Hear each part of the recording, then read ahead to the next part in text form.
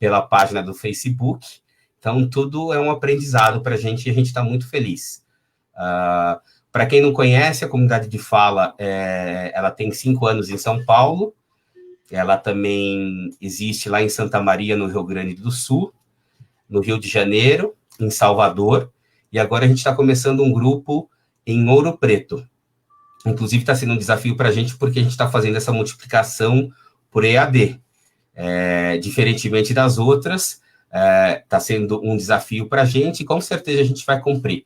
Hoje eu pude participar das entrevistas, do segundo dia de entrevistas, com os candidatos, e agora no mês de julho a gente vai fazer a entrevista, né? A entrevista que eu digo, o treinamento, perdão.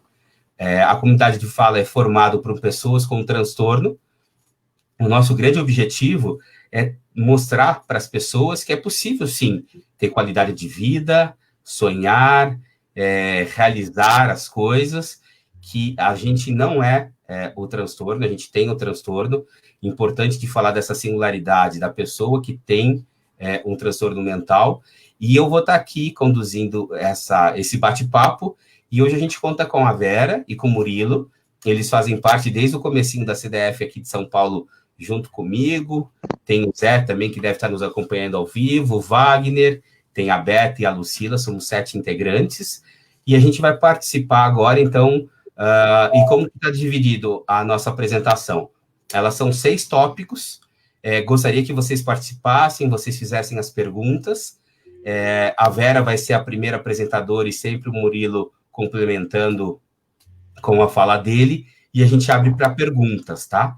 Se a gente pudesse focar um pouquinho com os tópicos, isso ajuda um pouquinho, tá? A gente vai tentar responder todas as perguntas.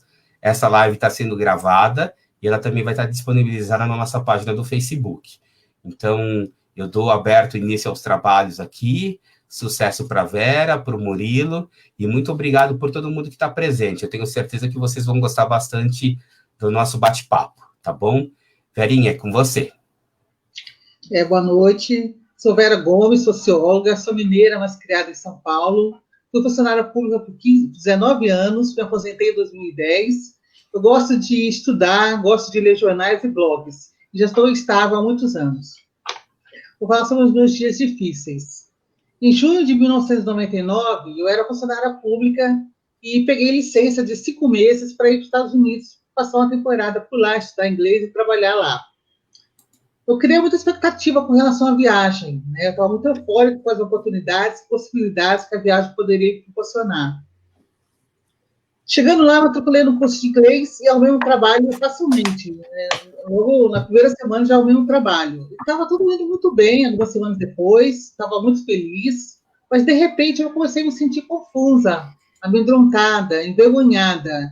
Eu comecei a achar que o rádio e a televisão estavam falando comigo, que os meus vizinhos estavam cochichando e estavam rindo de mim, que o FBI queria me deportar por eu estar trabalhando ilegal, que tinha câmera no meu quarto, que os Estados Unidos todo, que o mundo todo estava me vigiando. E, inclusive, eu até pensei em ligar para uma agência de turismo e comprar uma passagem para Tóquio, porque, para mim, Tóquio era um lugar que ninguém iria me conhecer, ninguém iria me ver, achando que o mundo todo estava me perseguindo, estava me observando através das câmeras.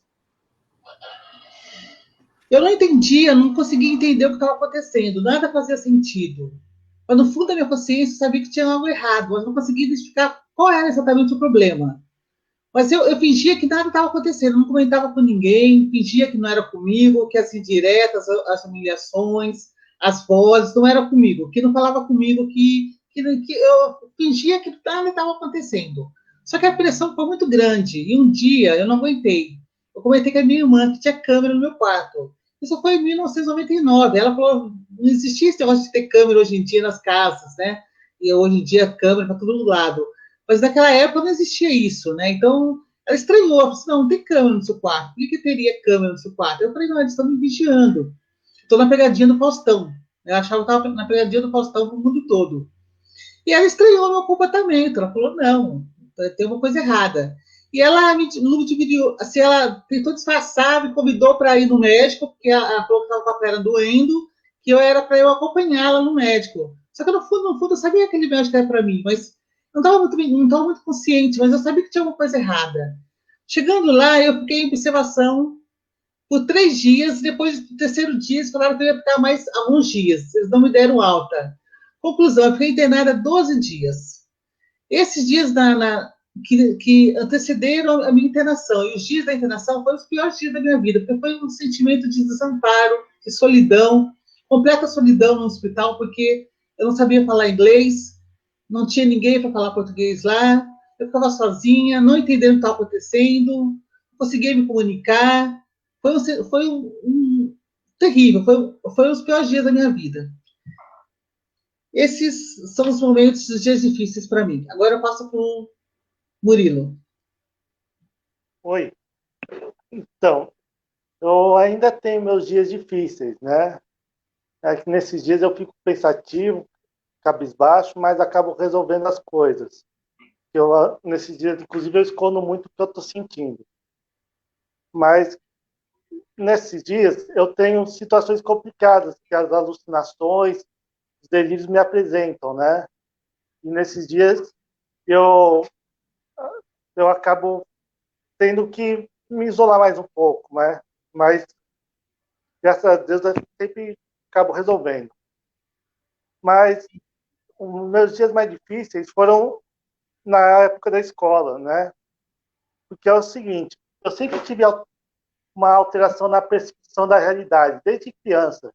Desde muito novo, que eu vejo coisas, essas coisas, mas aos 13 anos ela se tornou mais intensa. Eu comecei a alucinar direto, ouvi muitas vozes, me tornei antissocial praticamente. Eu comecei a duvidar de tudo e de todos. E como eu estava duvidando de tudo e de todos, comecei a questionar as figuras de autoridade, né? Questionava meus professores. Meus pais não questionavam, não, porque sabia que aí a coisa ia ficar feia para meu lado. Então, nessa época foi muito difícil.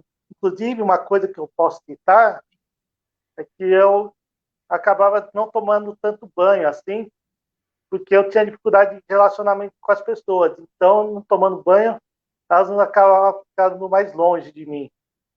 Isso me ajudava um pouco. Mas uma coisa que mais me incomodava nessa época é que eu tinha uma raiva muito grande, uma raiva compulsiva, eu não sabia de onde vinha. E eu sempre tinha que me segurar toda hora para não ser agressivo com os outros, que era esse o meu maior medo. E esses foram meus dias difíceis. Agora pode abrir para perguntas sobre esse tópico. Oi, pessoal.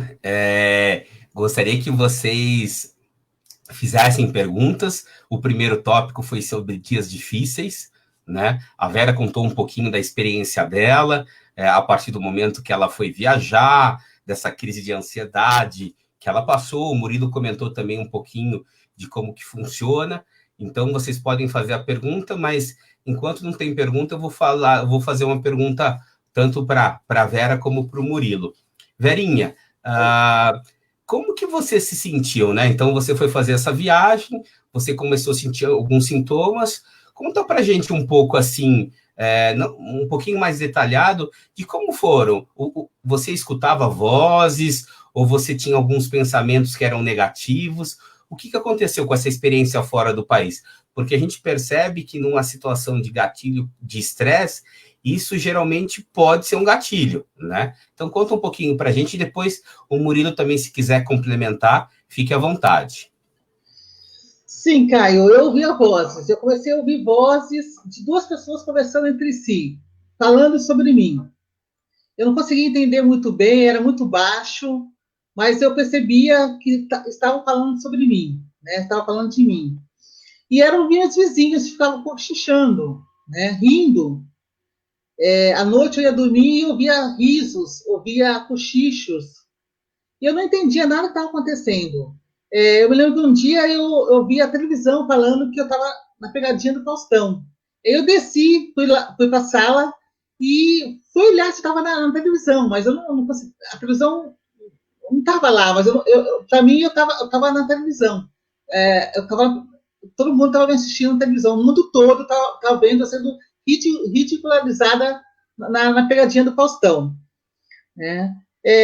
Eu ouvi esses cochichos, esses risos, e eu no trabalho, eu achava que meu chefe queria me despedir, e eu peguei o carro de uma prima minha que trabalhava lá também na empresa e fui embora. E no dia seguinte, ao acordar, eu via passos subir na escada no meu quarto. E eu comentava com o senhor que morava lá conosco, falava, quem que está subindo no meu quarto? É meu chefe que veio me buscar, olha isso aí, a loucura. Eu achava que meu chefe tinha ido me buscar, que tinha se arrependido de ter... Eu achava que ele queria me mandar embora, não sei porquê, eu achava isso. E o senhor se assustou, né? Eu falei assim, não tem ninguém aqui dentro. Mas eu ouvia passos subir na escada para ir para o meu quarto. E aí ele estranhou, aí ele foi chamar minha irmã. Ele foi até o trabalho da minha irmã, chamou minha irmã. Disse, tem uma coisa errada com a Vera. E eu me lembro que eu recebi uma ligação para mim, não sei se, até hoje eu não sei se eu recebi uma ligação mesmo, se era ilusão, se era alucinação. Eu recebi uma ligação perguntando da minha família, onde estava a minha família. Tudo isso em inglês, Caio, porque para mim, eu só ouvia tudo em inglês, mas eu não entendi inglês, eu não sabia falar inglês, mas para mim, a minha alucinação era toda em inglês. Eu achava que eu estava. Tanto é que eu estranhava o fato de eu entender o inglês. Para mim, eu achava estranho, eu falava assim, nossa, essas aulas na BETS, eu estudei na BETS, uma escola de inglês, durante 2 anos, eu sabia um inglês intermediário, mas não era fluente. Eu falava assim, nossa, esse inglês na BEPS foi muito bom, eu estou entendendo tudo que eles estão falando comigo. Mas era tudo alucinação, né? Na verdade, era meu cérebro produzindo vozes em inglês, né? Era uma loucura tal que assim, eu tinha tanta admiração pelos Estados Unidos, tanta vontade de falar inglês fluente, tanta vontade da viagem ser muito produtiva para mim, de me proporcionar grandes coisas, que eu entrei em parafuso, né? A psicose, né, foi o meu cérebro não aguentou, né? Eu tinha tanta expectativa com relação à viagem, estava tão eufórica, maníaca mesmo, estava entrando em crise, estava em mania, estava me achando linda, estava me achando maravilhosa, a mulher mais inteligente do mundo, a mulher mais bonita do mundo, estava maníaca, né? Como um pouco do transtorno bipolar, que você se sente, sobe você se autovaloriza, né? E aí a psicose da esquizofrenia, né? Então foi isso, eu ouvi a voz assim e achava que estava sendo ridicularizada no mundo inteiro, Caio. Obrigado, Vera. Muito legal, porque eu acho que quando a gente cita com um pouco mais detalhadamente o que passa com a gente, as pessoas conseguem não se identificar, mas entender como que funciona. E para você, Murilo, como foi para você? Você diz assim que dias difíceis é uma coisa que nós todos temos, e realmente a gente tem, né? E para você, conta um pouquinho mais de quando, quais são os seus sintomas, assim, para as pessoas entenderem um pouquinho melhor. Bom, o que aconteceu no início, eu sempre vi coisas, né? Conversava com sombra, essas coisas, desde pequeno. Mas aos 13 anos, eu estava numa excursão da escola, estava na sexta série, né? E aí estava numa excursão, acho que foi na represa de Vinhedo. Aí tinha uma vela vermelha lá de macumba, sei lá. Aí eu me livrei da vela, né? Para não pagar de fodão para os amigos. Aí de noite eu ouvi uma voz que disse que eu estava amaldiçoado, uma coisa assim, né? E depois de 3 dias eu comecei a ouvir uma voz dentro da minha cabeça. Foi a única vez que eu tive essa questão, né? De voz dentro. O resto são tudo voz de fora. E aí eu passei com essa voz interna até os 16 anos, quando ela foi embora. Esse foi no início, né?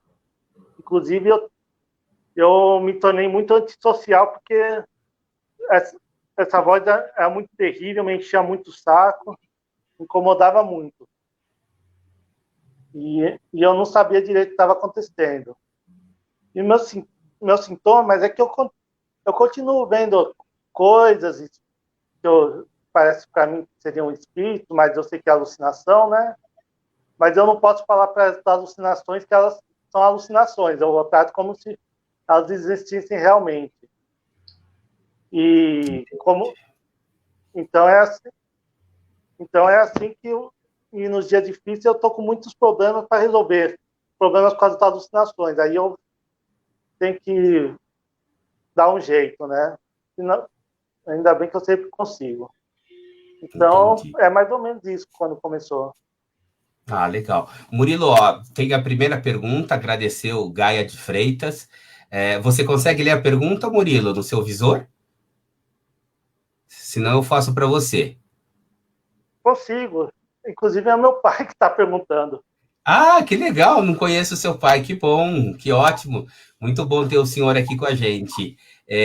Murilão, por favor. Então, o meu relacionamento é bom sim, ó, com a minha mãe, com minha irmã, com meu pai eu não falo muito assim, a primeira vez que ele está vendo uma palestra minha, inclusive, pelo visto, mas eu não vejo ele com tanta frequência assim. Ele mora um pouco longe, mas é um relacionamento até bom. Até bom, eu já tive uns relacionamentos que já foram piores. Agora que eu estou melhor, para mim estão melhores os relacionamentos. Mas isso era muito difícil de lidar com as pessoas. Que legal. Eu não sei se você vai brigar comigo, mas eu vou contar um segredo, né? Quando a gente se conheceu, né, Murilo e Vera, o Murilo não estava namorando. Hoje o Murilo está casado, né? Tá muito feliz. Isso é muito legal, né, Murilo? Saber que existe essa possibilidade, porque eu acho que muitas pessoas, obviamente que você ter o transtorno, eu não vou dizer de uma marca, alguma coisa assim, porque também é muito pesado. Mas as pessoas pensam que a gente não pode, como se a gente carregasse um peso e realmente a maioria das pessoas vem quando uma pessoa tem um transtorno, e eu digo assim, ter esquizofrenia, ter bipolaridade, ter as manias, as compulsões, dependendo, a gente sabe que é muito grave, né? Mas é legal esse nosso trabalho que a gente consegue mostrar que é possível que a gente tenha uma vida, né? A Vera, conta um pouquinho da relação que você tem como tia, cuidando do seu sobrinho, que você sempre comenta, que eu acho que é importante. Eu sou tia, né, de um garoto de 12 anos. Eu sou, assim, uma tia coruja, né? Ele me faz companhia. Ele está aqui comigo desde dezembro, está morando praticamente aqui comigo. Ele me faz companhia e eu não vejo a hora de retomar a vida normal aí depois da quarentena. Eu quero viajar com ele para a praia, para fazer uma cachoeira. Eu já convidei ele, ele falou que vai comigo. E eu quero levar ele, porque eu acho importante ter contato com a natureza, né? E ele aqui sempre no urbano, sempre na cidade, e eu quero levar ele, e ele falou que vai. Então eu fiquei muito feliz. Eu falei, poxa, eu vou viajar com meu sobrinho, uma pessoa que eu amo, que eu adoro, que eu cuido com muito carinho, que dou tudo de bom para ele. E eu estou muito feliz que ele aceitou o meu convite. Então, eu estou esperando voltar a quarentena aí, acabar com a quarentena, para a gente viajar, provavelmente para Ubatuba. Ah, que legal. Verinha, tem uma... É muito bom ser tia. Saber que é muito bom amar uma pessoa e saber que você é amada de volta, né? Que a família tem uma harmonia, tem um relacionamento afetivo muito bom. Isso é muito importante para a gente. E é importante para a gente, para qualquer pessoa, é importante para a gente que tem transtorno mental, porque a harmonia, o afeto e a inclusão social, os relacionamentos afetivos é muito importante. Te fortalece e te ocupa, te dá um propósito de vida, te dá um objetivo de você alcançar alguma coisa que você queira, para você ajudar o seu sobrinho, ajudar a sua família. Cada um tem alguém, né? No meu caso é meu sobrinho.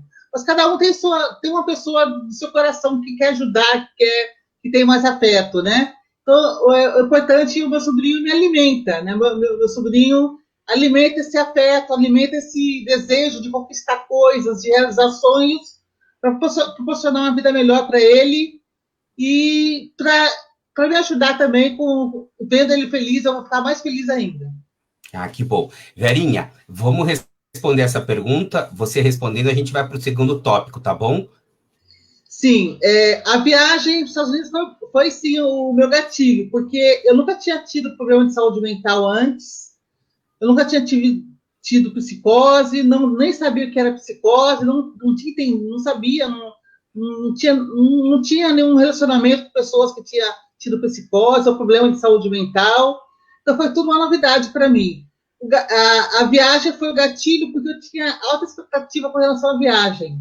Para mim, a viagem ia mudar a minha vida, só que eu nunca imaginei que eu ia mudar a minha vida dessa forma. Mas, para mim, quando eu saí do Brasil, eu sabia que aquela viagem ia ser muito importante para mim, que ia me mudar a minha vida, eu sabia. Eu tinha tanta alucinação, assim, de vontade de ir para os Estados Unidos, de estar no primeiro mundo, de aprender a cultura americana, de aprender inglês para poder viajar para a Europa depois, fazer um tour pela Europa, falando inglês lá, me virando. Então, eu tinha muita expectativa em relação à viagem. Eu sonhei demais. E o tombo foi grande, né? Porque eu cheguei nos Estados Unidos, eu tinha que trabalhar, eu era funcionária pública, então eu tinha um ritmo de trabalho diferente. Lá eu trabalhava numa empresa de... Eu era peona, era uma empresa... Eu trabalhava na linha de produção, né? Eu fazia caixas de presentes, né? Então era muito cansativo, mas eu trabalhava bem. Por incrível que pareça, eu trabalhava manualmente. Lá eu nunca pensei que eu fazia um negócio tão bem com as mãos. Eu nunca tinha trabalhado com as mãos, eu achava que eu não tinha habilidade com as mãos, mas eu conseguia fazer certinho as caixinhas lá. E até eles gostavam do meu trabalho. Inclusive, eu não sei por que eu achava que meu chefe queria me mandar embora. Né? Eu não sei por que eu alucinei com isso. Mas foi sim, o gatilho foi a viagem e foi a alta expectativa com relação à viagem que deu esse surto.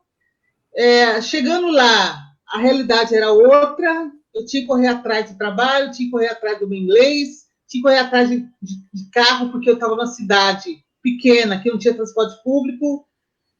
Enfim, a realidade era outra, né? A gente sonha de uma forma, mas chega lá, a realidade é outra. E eu confrontando com essa realidade, não estava batendo com o meu sonho, aí o tombo foi grande. A forma como eu lidei com isso foi surtando. Tendo surto, que foi a forma como o meu cérebro processou o negócio, né? Foi surtando. Agora, tem mais alguma pergunta, Caio? Pode seguir, Verinha. Agora vamos para o segundo tópico. Ok, então agora eu vou para a aceitação. Alguns fatores me ajudaram a aceitar a doença. Eu nunca tive problema de aceitar a doença. Por exemplo, uma coisa fundamental é que minhas crenças e meus valores nunca me deixaram acreditar que por eu ter um transtorno mental, eu sou uma pessoa doente, incapaz, fracassada na vida. Apesar de eu nunca ter um histórico de transtorno mental antes da minha crise nos Estados Unidos, mas eu não tinha nenhum preconceito com relação a pessoas que têm transtorno mental. E nem imaginava que seria, nem tinha essa visão de que algumas pessoas têm essa visão de que é um imposto, que é um espírito, que é a punição de Deus, que é uma falha nossa, que é algo que a gente está sendo punida porque é algo que a gente eventualmente fez em outra vida. Eu nunca tive essas crenças, esses valores. Então, isso me ajudou muito a encarar o transtorno mental como uma doença, como outra qualquer, né? E se é uma doença, ela tem tratamento. E se tem tratamento, ela te dá controle para estabilidade para cuidar da sua vida. Então, isso me ajudou bastante a encarar o transtorno mental com uma naturalidade, né? Não ter essas crenças religiosas, espirituais. Isso me ajudou bastante. E pelo fato de eu ser uma socióloga, eu sou uma cientista, eu acredito na ciência, eu acredito na pesquisa, na medicina. Então, para mim, aceitar que transtorno mental é uma doença como outra qualquer, não foi difícil. Por isso, eu nunca tive problema de autoestigma, por exemplo, de eu mesma de me desvalorizar diante da minha doença. Também o que me ajudou muito a aceitar a doença também foi que sempre os profissionais de saúde que eu tive acesso sempre falaram que eu tinha um bom prognóstico. Isso me deixava muito feliz, me ajudou bastante também a caminhar ao longo dessa jornada aí. E o que me ajudou também foi que a minha autonomia e a minha capacidade intelectual foram um pouco prejudicadas. Eu, como socióloga, eu tenho muito assim apreço pela intelectualidade, né? eu sou muito, assim, mental, muito de conhecimento, muito intelectual, da mente, né? Eu sou o contrário de pessoas que têm mais espiritualidade, não, eu sou muito da mente, muito a parte intelectual. Então, para mim, a capacidade de refletir, a capacidade de analisar, de fazer uma observação, de fazer análise, de reflexão, para mim sempre foi muito importante. E isso foi preservado na minha doença. Então, isso me ajudou bastante a aceitar também. Então, é isso. Então, esses fatores me ajudaram a encarar o transtorno mental como uma coisa normal, como uma coisa que tem superação, que dá para conviver com isso. Murilo? Oi. Bom, aceitação, né? Bom, apesar de eu ter todos esses sintomas, né?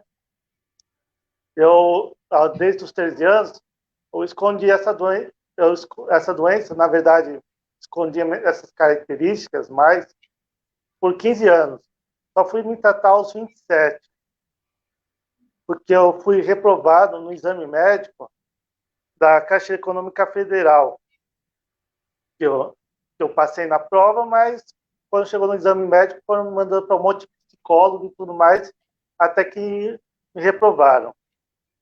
E quando eu recebi esse diagnóstico, para mim foi um alívio, porque, de certa forma, a coisa que eu mais me preocupava é que as pessoas vissem as coisas que eu via, né? Percebesse que eu estava percebendo alguma coisa anormal.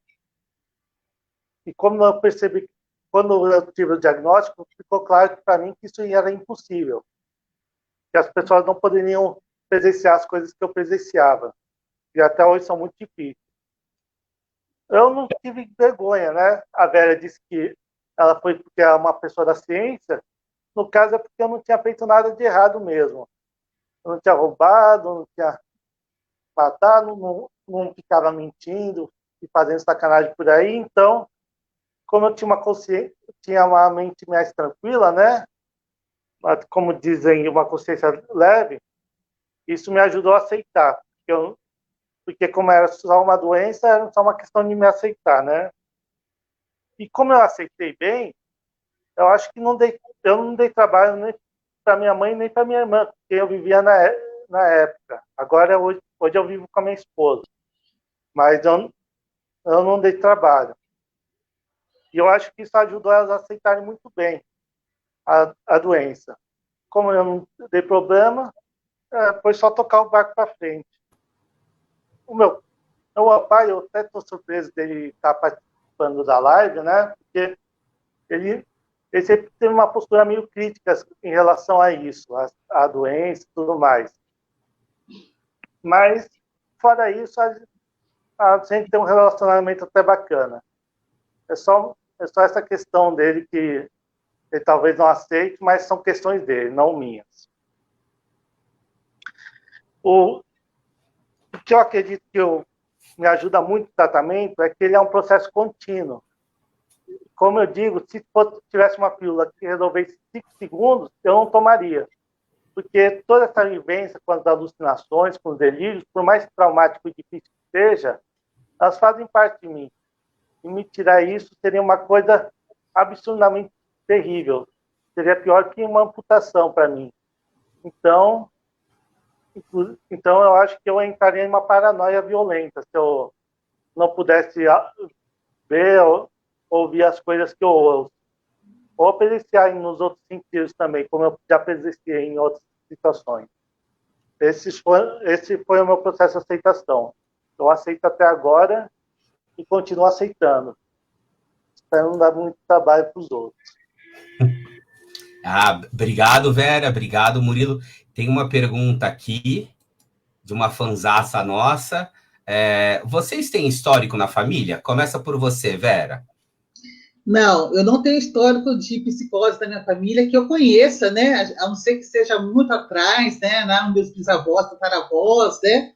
Mas, assim, atualmente, meus parentes, minha família não tem problema de saúde mental. A minha mãe, ela faleceu em abril, era uma pessoa um pouco deprimida, né? Tinha uma certa depressão, assim, um humor deprimido mesmo. Mas não tem nenhum.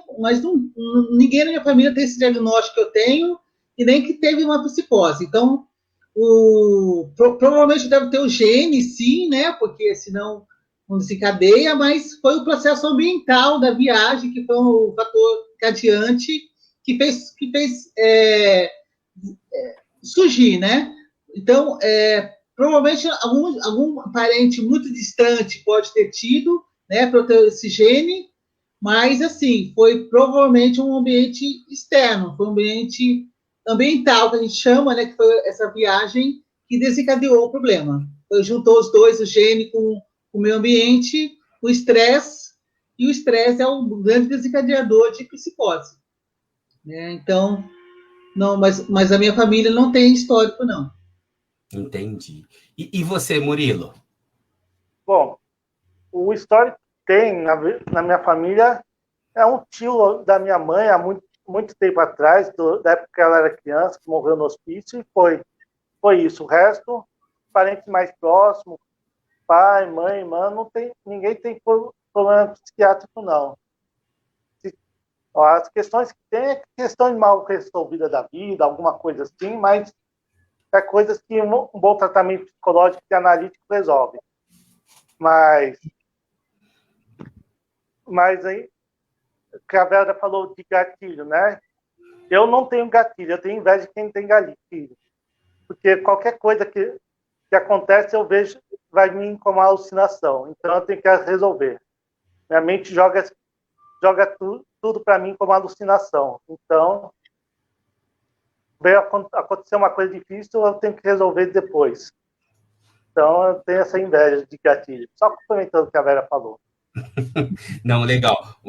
Gente, para quem não conhece o Richard é o criador, né, da metodologia. Ele é americano, mas um americano muito brasileiro. Foi ele que trouxe para a gente a CDF, que fez o nosso primeiro treinamento aqui, né? Então, nós participamos, tivemos esse prazer. Murilo, o Richard está te fazendo uma pergunta aí. Você pode responder para a gente? Acho que quem me ajudou bastante foi meu primeiro psiquiatra. Ele era um velhinho que ele era muito estudioso, inclusive ele já até teve aula com Jung, o próprio Jung, você tem uma ideia, né? Na época ele já tinha uns 70, 80, quase 80 anos, na época que eu comecei a me tratar com ele. Então ele me ajudou bastante. E o fato de que, quando ficou claro que as pessoas não veriam as coisas que eu via, aí que deu alívio, aí que eu aceitei mesmo. Falei, já que o futebol é isso, vamos jogar. Legal. Murilo, ó, que bacana. Sua mãe está aqui com a gente. Ela está te dando parabéns para nós, né? Contando sobre o processo de superação. E é isso aí, gente. As perguntas são importantes. Eu acho que, Verinha, a gente pode ir já para o próximo tópico, porque já tem algumas perguntas referente a ele, tá bom? Ok. Então, eu vou falar sobre tratamento agora. Os médicos americanos não me deram nenhum diagnóstico. Eu saí do hospital sem saber o que tinha acontecido comigo. Eles não falaram nada, nada. A única coisa que eles falaram é que para eu retornar ao Brasil, para procurar um psiquiatra assim que chegasse e fazer tratamento aqui. Mas eu saí sem uma pista, sem nada. Continuei tomando medicação, tomei medicação no hospital, continuei tomando medicação após o hospital, por mais 2 meses que eu permaneci nos Estados Unidos antes de voltar para o Brasil. Mas eu tomei medicação porque eu percebi que a medicação me fez bem, né? Porque estava sumindo aquelas alucinações, então eu percebi que a medicação me fez bem. Por isso que eu aceitei continuar tomando, mesmo sem saber o que eu tinha. Eu acredito tanto na ciência, eu acreditei assim que eu mesmo sem saber o que eu tinha, eu aceitei tomar a medicação. Porque eu vi que era um alívio para mim, tinha me deixado mais tranquila, tinha tirado um grande sofrimento com as alucinações. Então, eu continuei tomando medicação e continuei fazendo tratamento lá durante 2 meses, ainda após eu receber alta no hospital. Quando eu cheguei no Brasil, a primeira coisa que eu fiz, na época, acho que era o Yahoo, não lembro, não tinha o Google ainda. Eu pesquisei na internet, a primeira coisa que eu fiz quando eu cheguei no Brasil. Pesquisei, o melhor psiquiatra de São Paulo. Aí chegou lá, o doutor Antônio, né? Falei, é esse aqui, vai ser ele. Aí eu procurei ele, mas a melhor coisa que eu fiz foi achar esse médico. Um médico humano, muito bonzinho, muito competente. Ele me ajudou, me orientou, me explicou o que tinha acontecido comigo. Eu pedi meu relatório, né? Eu pedi meu prontuário. Eu trouxe meu prontuário aqui dos Estados Unidos e mostrei para ele. E ele, lendo, me explicou o que tinha acontecido. Ele falou que eu tinha tido uma psicose. Não me deu um diagnóstico ainda no primeiro momento, mas algumas semanas depois de tratamento, eu ia lá toda semana. Acho que um mês, 2 meses depois, ele me deu o diagnóstico de transtorno esquizoafetivo, né? Que é o transtorno bipolar com esquizofrenia, né? Que é o transtorno bipolar, que é a mania e a depressão, e a psicose da esquizofrenia, mas é um transtorno mental dentro do espectro da esquizofrenia, mas que tem essa diferenciação, que é o transtorno que tem a mania e a depressão e a psicose, né? É diferente da esquizofrenia, que não tem essa mania e a depressão. E é diferente do bipolar, porque o bipolar também no esquizoafetivo tem mais psicose, né? Então é meio complicado aí, mas é tudo a mesma coisa. Praticamente não faz diferença, né? Aí ele me explicou que isso me ajudou a entender, me ajudou a superar, me ajudou no tratamento. Eu continuei com o tratamento aqui no Brasil, procurei entender melhor a doença, pesquisei bastante, fui fazer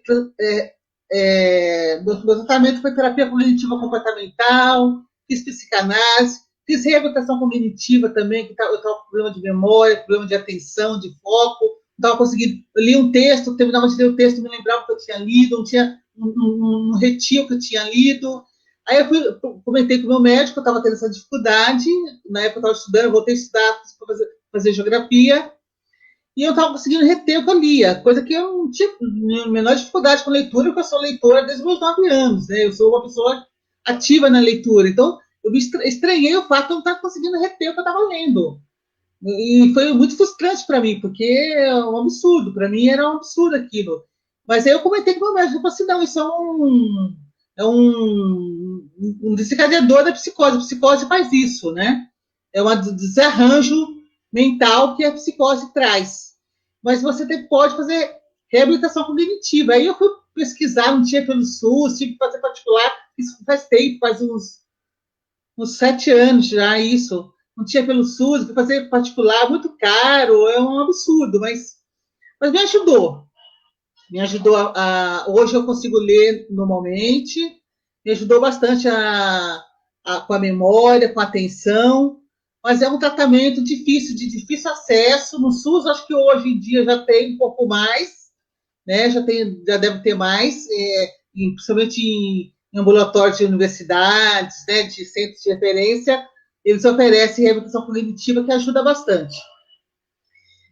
Então, assim, eu sou ativa e participativa com relação ao meu tratamento. Eu nunca neguei a medicação, eu nunca deixei de ir atrás de qualquer ferramenta, procedimento, terapia, qualquer coisa que me desse uma estabilidade, que me desse uma convivência melhor com a doença, né? Então, assim, eu sempre fui eu sempre aderi ao tratamento de forma eficaz e engajada. Isso tem me ajudado muito, né? Eu sempre corri atrás. Eu não sou passiva, ser paciente passiva, de ficar só tomando medicação e pronto. Não, eu vou atrás, corro atrás de tratamento, corro atrás de congressos, de palestras, de fóruns que fala sobre tratamento. Eu sou uma pessoa muito ativa, né? Converso com o meu médico, sou bastante assim participativa na relação de que medicamento eu vou tomar, qual é a dose, como que eu vou tomar. Então, eu sou bastante assim engajada no tratamento e isso faz muita diferença, né? Faz muita diferença esse diálogo com o médico, essa abertura com o médico e conversar sobre o seu tratamento. Isso é muito importante. Então é isso, o meu tratamento foi isso. Murilo? Oi.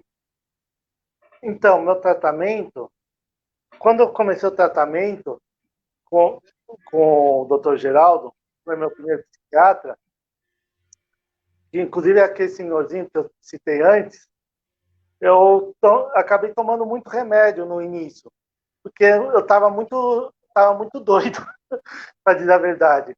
Estava alucinando demais, tendo muitos comportamentos estranhos, e E quando é assim, eles dão muito remédio para segurar a barra, né? Para depois ir tirando.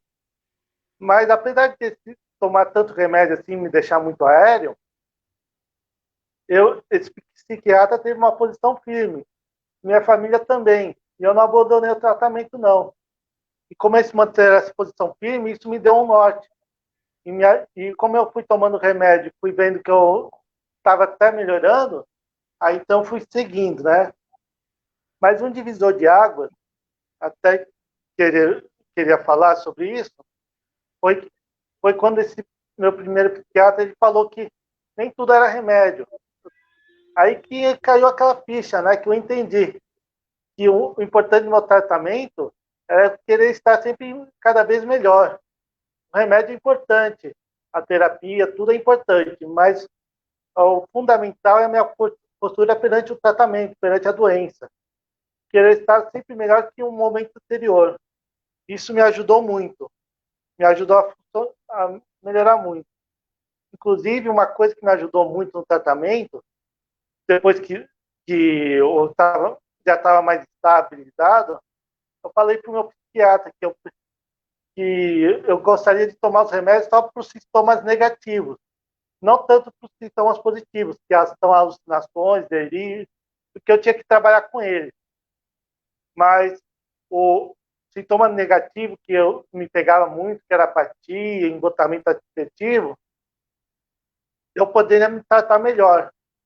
E eu falei, né, que com os sintomas positivos eu me virava, mas o negativo aí que eu precisava do tratamento.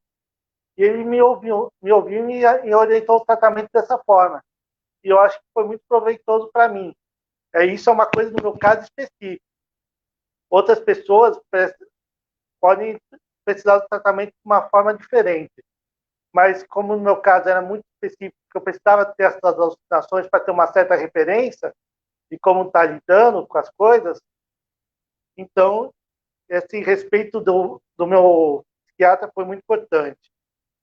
E uma coisa que me ajudou muito foi que eu frequentei por muitos anos o grupo da Fênix, um grupo de autoajuda para portadores de transtorno mental, né? E lá eu aprendi muita coisa, aprendi como conversar com as pessoas, como ter assunto, como negociar com o médico, me hospitalizar e todas essas coisas, né? Que são úteis no dia a dia, eu aprendi lá. E atualmente eu tenho participado do Grupo Vida, que é um grupo de tratamento psicanalítico para transtorno mental. Eu me trato nesse grupo há uns 10 anos já e faço minha psicanálise individual há 10 anos, nesses 10 anos também. Nunca abandonei, continuo com o meu analista sempre. Então, eu acho que o meu segredo para estar sempre bem assim é isso, né? Eu estou sempre procurando me tratar. Estou me cuidando, vou no meu psiquiatra, faço minhas consultas e assim vou melhorando. Então, abro para perguntas. Ah, legal, bacana. Eu queria fazer uma pergunta, a gente tem uma pergunta aqui. Eu acho que o Murilo falou uma coisa muito importante. A atitude faz muita diferença, né, Murilo? De como você enxerga. É fundamental. Que o remédio não é a única forma de tratamento. Então, a pergunta para você e para Vera, a importância dos grupos de ajuda mútua. E a segunda pergunta é se os remédios trazem algum tipo de efeito colateral. Se vocês puderem responder. Começa com você, Verinha. Os remédios geralmente engordam, né? Esses remédios para psicose, que você tem que tomar todo dia para controlar as alucinações, tem um efeito colateral de engordar. Não é todo mundo que engorda, mas boa parte engorda. Eu engordei bastante, né? Eu era magrinha, estou hoje com 80 quilos. Tá certo que eu sou sedentária, inclusive estou querendo voltar a fazer ginástica, né? Voltar a fazer minhas caminhadas, mas engorda bastante. Fora isso, para mim, eu experimentei alguns medicamentos antes do atual que eu tomo hoje, que eu já tomo já há alguns anos. Eu me adaptei bem a esse atual, né? O primeiro remédio que eu tomei Foi logo quando eu cheguei no Brasil que a minha mãe tinha marcado uma consulta, a gente tinha convênio, e minha mãe tinha marcado uma consulta com o psiquiatra do convênio. Logo quando eu cheguei no Brasil, eu passei com esse primeiro psiquiatra, né, do convênio. E ele me passou um remédio, que eu não vou falar o nome aqui, que não vem em caso, mas que eu fiquei muito mal com ele. Eu não conseguia ficar parada, não conseguia ficar nem parada, nem andando, nem deitada, nem sentada. Me dava uma agitação motora. Eu não conseguia ficar em paz. Era um sentimento de angústia o tempo todo. Aí eu digitei lá o melhor psiquiatra de São Paulo, falei, eu vou procurar outro médico. E aí, esse doutor Antônio Carlos Lopes, ele começou a me passar outras medicações, até que eu me adaptei a esse atual que eu estou usando, que está sendo excelente, que eu não tenho nenhuma queixa contra ele, não. Mas eu engordei bastante. Efeito colateral engorda. Algumas pessoas têm outros efeitos colaterais. O homem tem problema de impotência, alguns remédios dá problema de memória, dá um problema de deixa a pessoa meio zonza, mas eu não tive problema, não. Eu acho que é importante você conversar com seu médico e testando os remédios até que você se adapte bem a um, né? E você fique bem com ele. Por isso é importante esse diálogo com o médico que te acompanhe, o médico que te interesse por seu caso, né? Esse diálogo com o médico, esse relacionamento com o médico é muito importante para poder ir testando as doses, não é só o remédio, testar as doses, né? E até achar o melhor, que vocês tenham menos efeito colateral e que elimine as vozes, elimine a alucinação. No meu caso, eu tomo remédio para evitar as vozes, né? Então, tenho evitado, não tive mais crise, né? Com a primeira crise lá nos Estados Unidos, eu nunca mais tive. Tive uma outra crise, iniciando uma crise, que eu estava com um estresse muito grande. Quando eu voltei a fazer geografia na USP, eu voltei a estudar, e eu estava com muito estresse para aquele estudo que eu não estava conseguindo reter o que eu estava lendo, e me deu um certo estresse. Eu estava começando a ter uma nova crise, mas aí logo eu comentei com o meu médico também, e ele já reavaliou a dose. Eu cancelei a minha matrícula, eu vou falar sobre isso agora, lidando com o problema de saúde mental, como eu lidei com esse estresse no estudo, né, que para evitar a nova crise, né? Não. Legal, Verinha. Murilo, responde para a gente, então, da importância desses grupos de ajuda mútua, que você falou, frequentava, foi importante conversar, escutar outras pessoas dizendo. Fala para a gente da importância dos grupos. Os grupos são, no meu caso, eu achei fundamental, porque um dos maiores medos quando eu tive o diagnóstico é todo mundo tentar conversar comigo como se eu fosse uma criancinha ou um débil mental, né? Eu achei que nunca ia ter uma conversa decente depois na vida. Mas no grupo eu vi que isso não era verdade. Inclusive, coisas como um efeito colateral a gente acaba descobrindo nos grupos, né? Que eles comentam, né? Mesmo de impotência eu nunca sofri, mas eu fiquei sabendo que o remédio dava nos grupos. Inclusive, é um dos grandes motivos para os homens abandonarem o tratamento. Que é besteira, né? Sim, com certeza.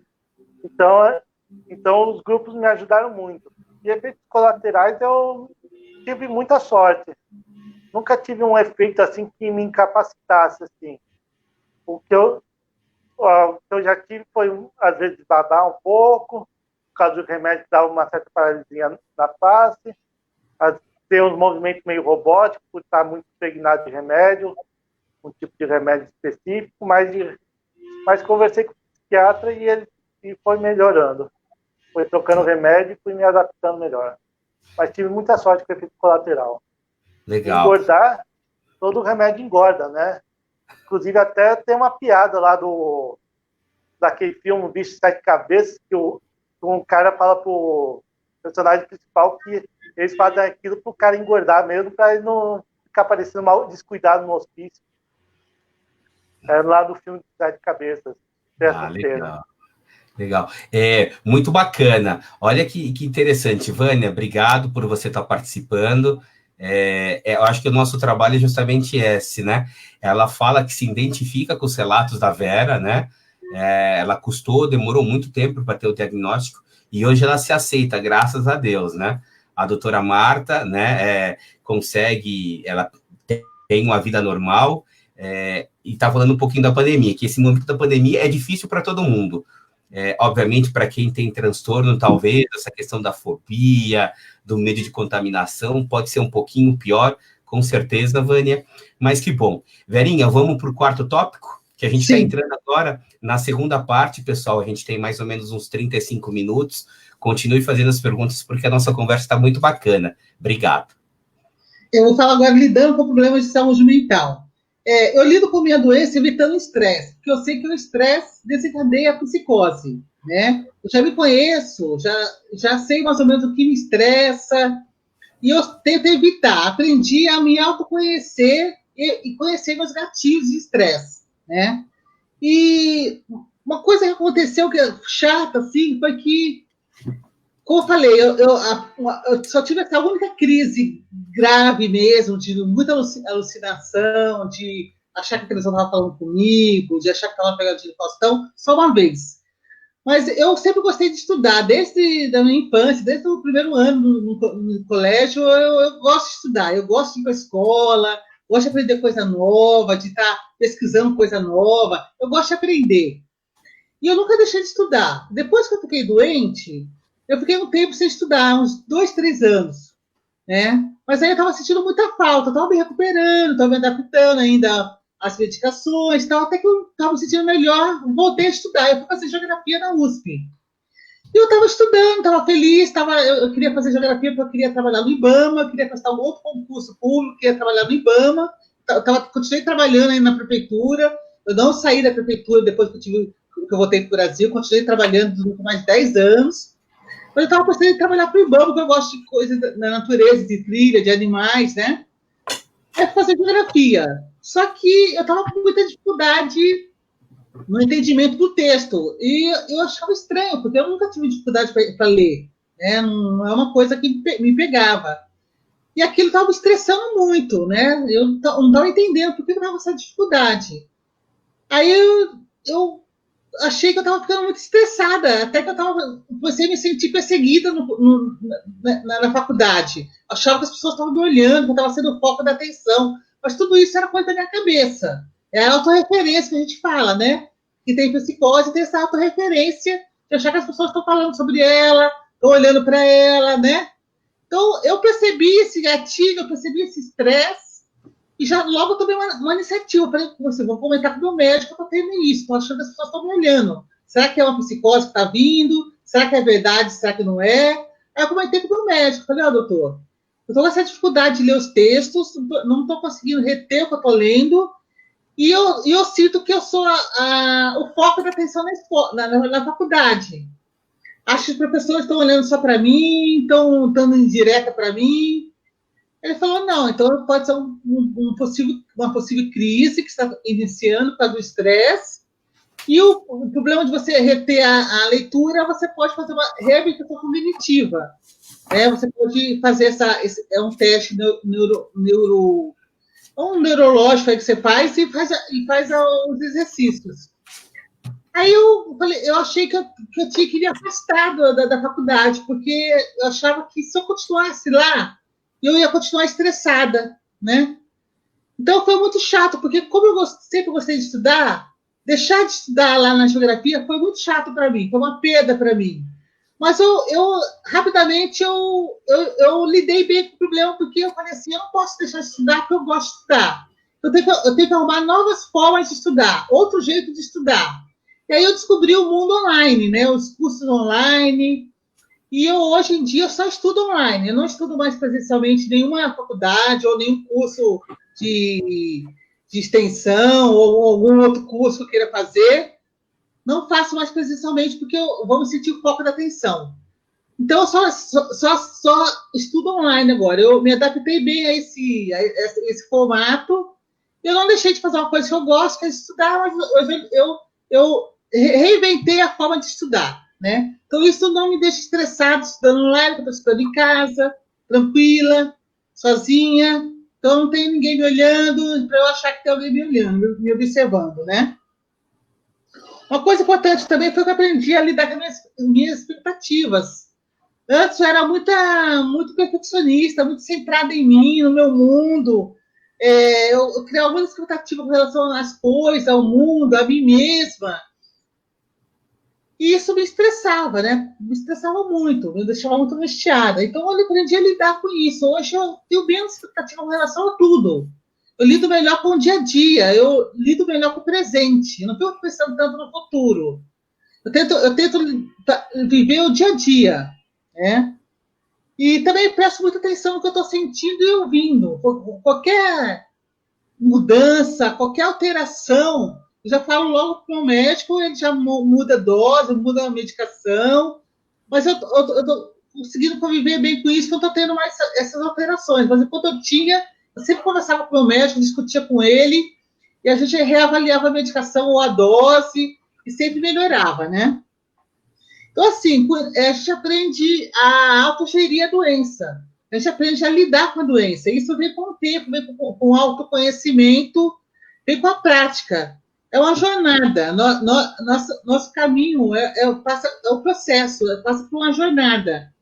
É você desvendar a trilha, desvendar o caminho. Então, todo dia você lida com coisa nova e você tem que saber lidar de uma forma que não te estressa, que não cria muita expectativa, para você não se frustrar e não entrar em crise. Então, hoje eu sou uma pessoa mais tranquila, sou uma pessoa que não tenho tanta expectativa com relação às coisas, às pessoas. Isso me ajudou muito a colocar o pé no chão, né? E ver a realidade mais com o pé no chão. Antes eu era muito sonhadora, sonhava muito. Eu acredito que tudo que a gente quer, a gente pode conseguir, se a gente correr atrás, se a gente batalhar. E sempre fui uma pessoa que batalhei muito para conseguir as coisas que eu queria, os meus sonhos. Sempre fui muito atrás dos meus sonhos. Hoje eu continuo indo atrás dos meus sonhos, mas eu vou com um ritmo diferente, um ritmo mais devagar, para eu não me frustrar. Se der certo, deu. Se não der certo, paciência. Vamos partir para outra. Vamos partir para outro sonho, vamos partir para outro caminho, outra forma de lidar. Então, isso lidando com o problema de saúde mental é a forma como eu lido com ele. Murilo? Oi. Então, no meu caso, como não, há várias facetas no meu transtorno, tem vários sintomas, eu desenvolvi estratégias para lidar com cada um deles, né? Então, eu vou citar algumas delas. Por exemplo, eu não ligo muito para minhas alucinações, né? Eu sei que eu vejo coisas muito... o que me distrai muito, ou muito interessantes, ou muito assustadoras, e eu não deixo me afetar. Porque é uma coisa que eu aprendi na FENIC, que você não é responsável pela doença, mas é responsável como você age perante ela, né? Então, eu sei que se eu ficar assustado com as coisas que eu estou vendo, as pessoas da minha volta vão perceber, e isso vai dificultar a minha vida. Então, eu não ligo muito, não. Tá certo que eu não tenho uma atitude passiva em relação a elas, não. Eu às vezes a coisa fica complicada, eu tenho que ser no mínimo duro com elas, ser agressivo, mas eu faço da forma mais discreta que eu consigo, para os outros não perceberem o que está acontecendo. Mesmo porque eu alucino toda hora, então toda hora eu tenho que resolver essas coisas. Inclusive, toda hora eu estou negociando com minhas alucinações, para não atrapalharem tanto a minha vida. Eu acabo dando as cartas no final das contas. Elas acham que mando, mas quem manda sou eu. E no caso, os delírios, no caso também, que eu tenho bastante, eu faço o seguinte, eu tento pôr o pé no chão, né? Eu penso, eu não sou tudo isso que eu penso que eu sou, né? Porque eu entendo e tudo mais. Então, eu tento ter uma postura humilde. Fico vendo, ouvindo mais do que realmente falando, porque isso me ajuda muito. Essa humildade. Há coisas como a apatia que me pega, que é um dos sintomas mais fortes que eu tenho, eu trabalho da seguinte forma. Eu penso que se eu não fizer, ninguém vai fazer por mim. Então, mesmo me arrastando, eu vou atrás fazer essas coisas, né? Fazendo o que eu tenho que fazer. E como eu sei que eu planejo meu dia no dia anterior, então eu já vou pronto para fazer as coisas. Tá certo que nem sempre consigo fazer tudo que eu quero, mas só o fato de já ter começado a fazer, eu comecei a partir naquele dia. Para minhas atitudes, eu sempre analiso friamente como proceder, né? Porque eu tenho de certa dificuldade de saber o que é certo, o que é errado, de ter limites, essas coisas. Então, eu analiso tudo com muita calma e vejo. Se a coisa for boa, eu faço. Se não for, eu não faço. E como eu estava falando que eu tenho dificuldade em saber o que é bom ou mal, essas coisas, eu desenvolvi um conjunto de regras éticas muito forte para mim, para não fazer coisas erradas. Porque eu sei que se eu fizer coisas erradas, eu não vou me arrepender, não vou ter vergonha, não vou ter nada disso. Então eu evito plantar essa semente do mal no meu jardim, que eu sei que se plantar, eu não vou conseguir tirar depois. E o embotamento afetivo, que eu tenho muito problema com isso também, que o embotamento afetivo, você tem sentimento, mas não consegue demonstrar às vezes, né? Então, o que eu faço? Eu tento me pôr no lugar da pessoa com quem eu estou conversando, com quem eu estou me relacionando. E eu não tenho muitas respostas com isso, mas me ajuda muito essa atitude. Eu, pelo menos, tenho uma noção do que ela está sentindo e como eu deveria estar me portando com relação àquilo. E como a Vera disse que ela está sempre se adaptando, eu também. Sempre que surge alguma coisa nova, alguma situação nova, eu tô me adaptando. Como o meu analista diz, eu aprendi a sambar no fio da navalha. Então, é assim que eu faço. É assim que eu lido com os meus problemas de saúde mental. Agora pode passar para a pergunta. Ah, legal, bacana, Vera. Obrigado, Murilo. Pessoal, a gente tem mais 2 tópicos. Tem uma pergunta aqui, Murilo, eu vou colocar para você. E, gente, para mim tem sido um desafio, porque eu não sou da área da tecnologia. A gente treinou semana passada aqui para fazer a live, né? Que eu acho que é importante, que a gente tem que trazer uma discussão com qualidade para vocês, né? Também aproveitar para agradecer a presença de todo mundo. Tem bastante gente lá de Santa Maria, onde a gente tem uma outra CDF, a gente tem um carinho especial. E já deixem na agenda, no final do mês que vem, a nossa apresentação vai ser uma parceria da CDF de São Paulo com Santa Maria. Então, no Facebook a gente fala um pouquinho mais. Murilo, tem essa frase que é do Lucas, tem a ver um pouquinho com o tópico anterior, mas não tem problema a gente fugir. Quais são as características dessas alucinações e vozes citadas? Como elas acontecem? Você pode dar algum exemplo para a gente? Para o Lucas? Como eu posso... Para mim, elas são... Eu sinto mais a presença delas e dessas alucinações e ouço. Mas as vozes são muito parecidas, sim. Então, eu também sei. Uma coisa que as alucinações não me conhecem pelo meu nome, conhecem como um apelido, né? Então, quando eu ouço esse apelido, eu sei que é a alucinação também falando comigo. São várias estratégias. Mas elas são... E quando eu vejo, elas são muito transparentes, parecem fantasmas. Então, é assim que eu lido. Mas eu evito tocá-los. Como eu tenho alucinação em todos os sentidos, se eu chego muito perto, eu consigo sentir o cheiro. Se eu tocar, eu sinto o toque da alucinação. Então, eu evito se aproximar muito também. Senão, eles podem me confundir e me tirar muito do foco aqui da realidade que eu estou fazendo.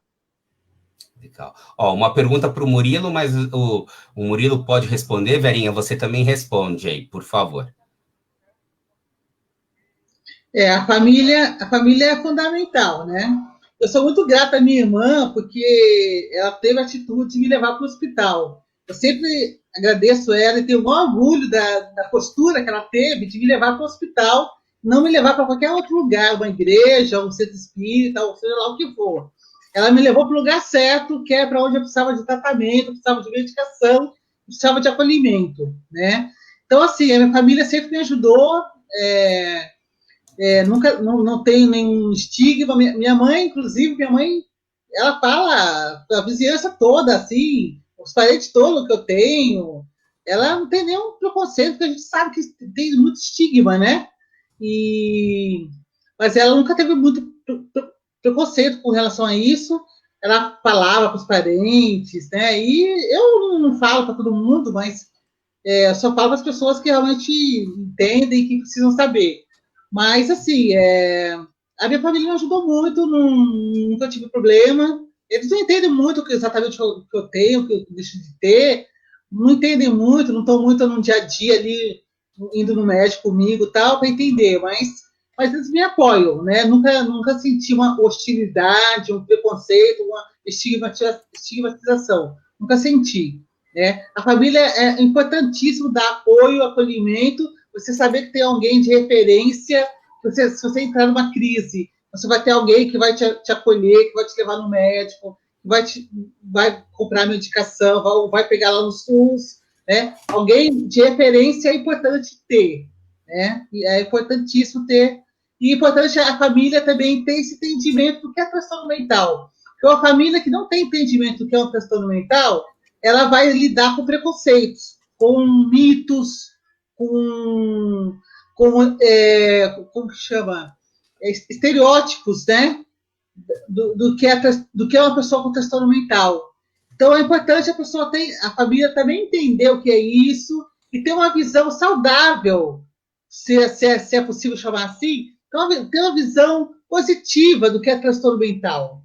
Né? Uma positiva no sentido assim, entender que é uma doença mental, que é uma doença do cérebro, que é um distúrbio neuroquímico, que não é qualquer outra coisa. Né? Então é importante a família estar nesse entendimento, porque se a família não tem esse entendimento, aí fica muito difícil lidar, porque vai estigmatizar, vai querer levar para outros lugares que não é médico, que não é tratamento, vai demorar para fazer tratamento, vai demorar para ter acesso à medicação. Quanto mais demora para ter acesso ao tratamento, mais crônico vai ficando, mais difícil de superar vai ficando. Então, eu tive atendimento rápido, eficaz, né? Foi atendimento rápido. Então, por isso que eu tive um bom prognóstico, porque eu fui prontamente atendida o mais cedo possível, com medicação, com médicos bons, né? Então, eu sou muito grata à minha família por isso. Quer complementar? No meu caso, sim. No meu caso, o que é muito bom na minha família, na minha esposa, é que eles não são pessoas invasivas, né? No caso, eu não gosto de comentar sobre as alucinações, eles não perguntam. Se eu precisar de ajuda, eu peço, eles estão sempre me atendendo. Inclusive, às vezes que eu mais entrei no hospital foi mais por alergia, por problema alérgico, algum problema físico, qualquer outra coisa. Então, o que me ajuda muito é essa questão que eles têm muito respeito por mim e eu passo por onde, porque eu tenho que ser uma boa pessoa e ajudar sempre. Legal, bacana, Murilo. Murilo e Verinha, a gente vai para o penúltimo tópico, a gente tem mais 16 minutos aí. Continue fazendo suas perguntas. Vamos lá, Verinha. Sujeito da minha própria história. Diante da minha doença, eu não tenho uma atitude passiva de ficar sentada rezando, esperando cair um milagre do céu, uma cura da minha doença. Eu sei que eu sou, através das minhas atitudes, das minhas ações, a principal responsável pelo meu bem-estar. Também eu não me foco nas perdas e prejuízos que a doença trouxe. Eu me foco nas oportunidades que ela traz, né? Eu encaro o problema como uma experiência que traz crescimento pessoal, uma experiência que traz conhecimento de autoconhecimento, uma experiência que traz oportunidade de rever meu posicionamento diante da vida e das pessoas. Antes eu era centrada em mim mesmo, era centrada no meu mundo. Eu tinha conhecimento acadêmico, mas não tinha sabedoria de vida. Hoje eu me considero uma pessoa muito mais conhecedora da vida, das pessoas e de mim mesmo. Hoje eu sou uma pessoa muito melhor. Eu era uma pessoa muito chata, muito isolada, achava que eu era o máximo. Sou uma pessoa uma autoestima muito. Eu continuo tendo uma autoestima muito grande, né? Eu me gosto muito, muito. Mas eu tinha muita autoestima. Eu achava que eu era melhor que todos, assim. Eu excluía as pessoas. Então, hoje eu sou uma pessoa mais humana, mais humilde. A doença me trouxe isso. o aprendizado que eu tive com a doença, lidando com ela na jornada, no processo, né? Hoje eu sei que eu sou uma pessoa muito melhor do que eu era antes, quando eu tive o primeiro surto, né? Eu redescobri em mim novas potencialidades. Eu repensei e coloquei em prática novos projetos de vida, né? Então, eu acho que eu sou sujeita da minha história. Eu sou ativa, participativa, principalmente, eu sou uma pessoa que estou engajada. Estou engajada na vida, engajada nos meus sonhos, engajada no meu tratamento. É isso. Bom, no meu caso, eu tenho controle sobre o meu tratamento, né? Eu que vou no meu psiquiatra, eu faço minha psicanálise, frequento meus grupos, e isso tudo me dá muita autonomia.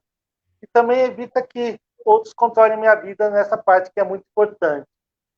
E isso me ajuda muito. Uma coisa que me ajuda, é uma coisa minha, é que eu não aceito a posição de coitado. Para mim, você dizer que o outro é coitado é ofensivo, né? É como você tiver da pessoa a oportunidade de ela mandar na própria vida. Então, para mim, coitado é filho de rato. Eu não aceito e não deixo que ninguém faça isso na minha frente. E evito fazer isso com os outros. Um fato que me ajudou muito a ter sujeito à minha história é desenhar. Porque desenhar, para mim, ajuda com as alucinações, com os delírios. É um processo na psicanálise que chamam de sublimação. Mas o que eu posso citar que é o seguinte: no ano de 2009, eu tentei entrar eu entrei no IED, Instituto Europeu de Design, para fazer um curso para ser um ilustrador profissional. E eu tive uma crise catatônica com 1 mês e meio, por aí ali. Eu abandonei o IED, e parei de desenhar. Mas depois de 6 meses voltei a desenhar. E o fato de ter voltado me ajudou muito, porque você tendo uma coisa que você gosta de fazer, você vai querer estar sempre melhor para fazer aquilo melhor. Isso me faz sujeito à minha própria história. E o que também eu sempre digo em toda palestra é que eu acredito que a bondade é um valor em si mesmo. Então, procuro toda hora ser bom. Eu não sou bom porque Deus quer, porque tem um paraíso, nada disso. Eu quero ser bom porque as pessoas à minha volta merecem a minha bondade. Então, sempre que eu resto, eu procuro para avançar, triunfar e ser bom. E eu acho que essa parte de ser bom, que me orienta muito a minha vida, me faz chegar até aqui, né? Eu acho que isso me faz sujeito à minha própria história. Então, abrir para perguntas. Caio, está sem voz. Caio, você está sem voz. Obrigado, Murilo. São vários botõezinhos aqui. Eu tenho uma pergunta aqui, o que eu sempre digo, o trabalho da CDF, as palestras que a gente faz, a forma que a gente se organiza, né? Porque a gente se reúne uma vez por mês, tem muito trabalho. O que vocês fazem além da CDF? Eu acho que é importante dizer para as pessoas, né? Eu sei que o Murilo faz curso de desenho, é psicanalista, a Vera, né? Ela é uma tia muito presente, ela cuida do sobrinho, ajuda o pai, participa de alguns grupos também, né? De recover. Conta um pouquinho para a gente sobre o trabalho de vocês. Eu sou voluntária da ABRE, que é a ABRE Esquizofrenia, né? Trabalhei durante um tempo com eles, continuo, não estou tão ativa hoje, mas eu continuo acompanhando o trabalho deles.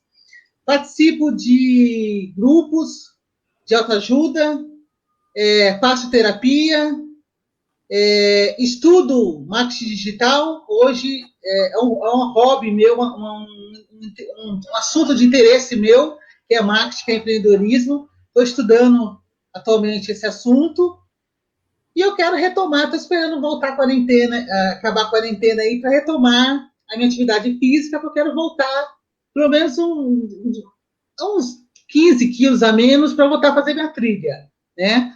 Porque, assim, eu gosto de fazer trilha, eu já viajei o Brasil todo fazendo trilha, escalava, era muito aventureira, já fiz curso de sobrevivência na selva, oficial do Exército, era muito aventureira quando era mais jovem.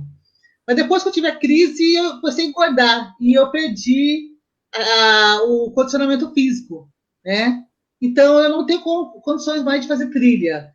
E eu sou muito sedentária hoje em dia. Eu reconheço que eu sou sedentária, preciso mudar, né? E eu estou muito, assim, muito afim de voltar a fazer trilha, de voltar a fazer minhas caminhadas, voltar a ter contato com a natureza, talvez ter fazer um trabalho voluntário no IBAMA ou na WWF ou na Organização de Mata Atlântica. Não sei, eu tenho vontade de voltar a ter contato com a natureza, que eu gosto muito, me ajuda muito a evitar o estresse, me dá um bem-estar muito grande, estar em contato com a natureza. E eu cuido do meu sobrinho, né? E eu cuido do meu pai, cuido da minha família aqui. Eu tenho meus sonhos, que é abrir um negócio para mim, de abrir fazer vídeos no YouTube, abrir uma página no Facebook, no Instagram, para falar sobre saúde mental. E eu tenho interesse em fazer isso, e alguma coisa me impede que ainda não abri, não comecei. Mas eu estou no processo ainda, estou no caminho aí de abrir um negócio para mim de empreendedorismo na área de saúde mental da internet. Então, eu estou na luta. E você, Murilo? Bom, eu desenho para o hobby de vez em quando. Nessa quarentena, estou estudando muito para o meu TCC, né? Porque eu vou fazer a possibilidade de sublimação na estrutura psicótica, é um tema na psicanálise, né? O meu TCC de psicanálise. Porque agora eu não estou podendo, né? Voltar para o Amparo, que eu faço um trabalho voluntário de grupo de psicanálise lá. Faço um grupo de psicanálise, o grupo Vida. E quando passar isso daí, eu quero voltar para a minha pós, né?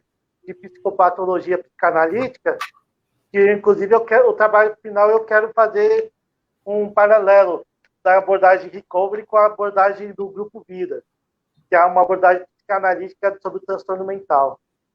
Então, esses são as coisas que eu estou fazendo por acaso. Estou vivendo bem aqui com a minha esposa, enfermeira, tenho lavado muita louça, arrumado a casa, enquanto ela trabalha. A gente durante esse momento de pandemia, a gente acaba aprendendo uma série de coisas que a gente não fazia. Eu acho que isso é interessante. Pessoal, o nosso bate-papo tá bom, a gente vai entrar no último tópico, né? Aí a gente abre espaço para mais duas perguntinhas, para a gente respeitar o horário estipulado. Verinha, é com você. Sucesso, esperança e sonhos. Eu tenho interesse em escrever um livro, criar um negócio para mim na internet e continuar realizando palestras. Com as palestras, o livro, esse empreendedorismo, quero mostrar para as pessoas que elas não deveriam encarar o transtorno mental como um fracasso em suas vidas. Quero mostrar que, mesmo com o transtorno mental, elas podem ser produtivas, autônomas e felizes. Que elas podem se reinventar e encontrar novas maneiras de também contribuir com a sociedade. Eu gostaria de mostrar para as pessoas que a maneira como elas encaram a vida, a maneira como elas veem o mundo, altera a sua percepção do que é ter um transtorno mental. Que a maneira de encarar o transtorno mental vai influenciar suas atitudes, suas ações. Que essas atitudes, essas ações vão influenciar o resultado final. Qual é o resultado final? A boa convivência com a doença. Saber lidar, aprender a evitar os gatilhos, aprender a conviver bem com a doença e ser feliz, né? O objetivo final, a boa convivência com a doença é aprender a superar as barreiras, né? O objetivo final é conseguir viver bem apesar do transtorno mental. Então, é isso que é o meu norte, é o meu norte na vida, né? É isso que eu penso, é isso que eu acho e acho que estou no caminho certo. Essa é a minha mensagem de superação. Murilo?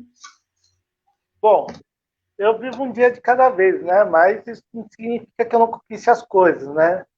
Como eu disse, eu tô casado com uma enfermeira maravilhosa, que apesar de ser portadora, ela me aceita desse jeito. E coisas que eu posso citar, que eu sou o único portador que tem esquizofrenia, o único psicanalista que tem esquizofrenia que eu conheça, né? Que estão no tratamento da doença, fez a formação e se formou tudo bem. Só tem que entregar o TCC por enquanto. E, e todas essas coisas que eu faço, para os outros pode parecer coisas pequenas, né? Ficar cuidando da casa, desenhando, né? Mas para mim são passos muito importantes na minha caminhada. E uma coisa que é muito importante para mim é que eu sempre faço tudo com vontade. Porque eu acredito que fazer as coisas com vontade é glorioso. Quando você vive com os seus, com a sua família, faz tudo com vontade, a vida rende mais. Porque você fazendo tudo meia boca, a sua vida acaba meia boca. E isso eu não quero para mim. E toda palestra, todo esse trabalho que eu faço, com voluntariado e tudo mais, é para dar um pouco do muito que eu recebi nesses anos todos. Como dizem que há muito dado, há muito cobrado, então estou devolvendo um pouco do muito que eu recebi nesses anos todos. E eu espero que essa palestra tenha ajudado aí o pessoal. E agora fica melhor, porque nesse sexto tópico dá para perguntar da vida toda da gente. Então pode abrir para perguntas.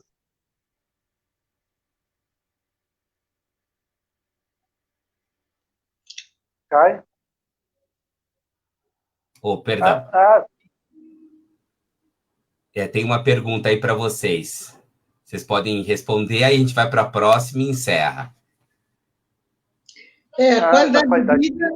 Você quer falar primeiro, Murilo? Pode falar. Não, pode falar, Vera. A qualidade de vida a gente busca a qualidade de vida no dia a dia, né? É importante ter isso, é o nosso norte. É possível ter qualidade de vida? É um trabalho, é uma batalha, é um processo, é uma jornada. Você tem que correr atrás, você tem que fazer por onde, você tem que ter atitude, como o Murilo falou, você tem que ser engajada no seu tratamento, e você tem que ter sonhos, né? Sonhar com as coisas e correr atrás, e para realizar esses sonhos. Quando você tem um propósito de vida, correr atrás dos seus sonhos, qualidade de vida vem naturalmente, porque você se abre para a vida, você se abre para as coisas, e você vai atrás de tudo que é bom para a sua vida, né? Então você vai fazer uma atividade física, por exemplo, eu gosto de caminhar no meio do mato, eu, mesmo gorda aqui, eu vou caminhar no Botânico, porque eu moro perto do Botânico aqui em São Paulo. Então, eles deixam a gente caminhar das 6 às 8 da manhã, faz uma carteirinha, e a gente entra lá antes do público ser aberto para o público, né?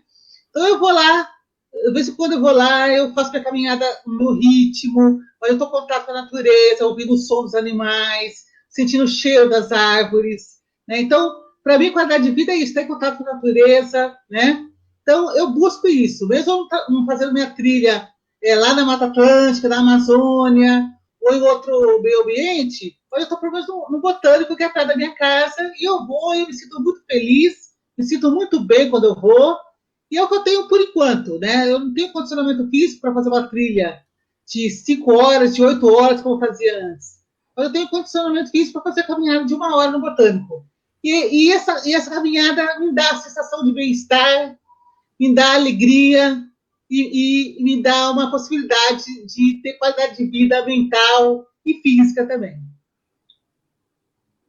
E a qualidade de vida, para mim, eu vejo como o fruto que eu estou colhendo da árvore do bom relacionamento, do tratamento, de tudo da vida que eu levo. Então, eu plantei há muito tempo e estou colhendo agora.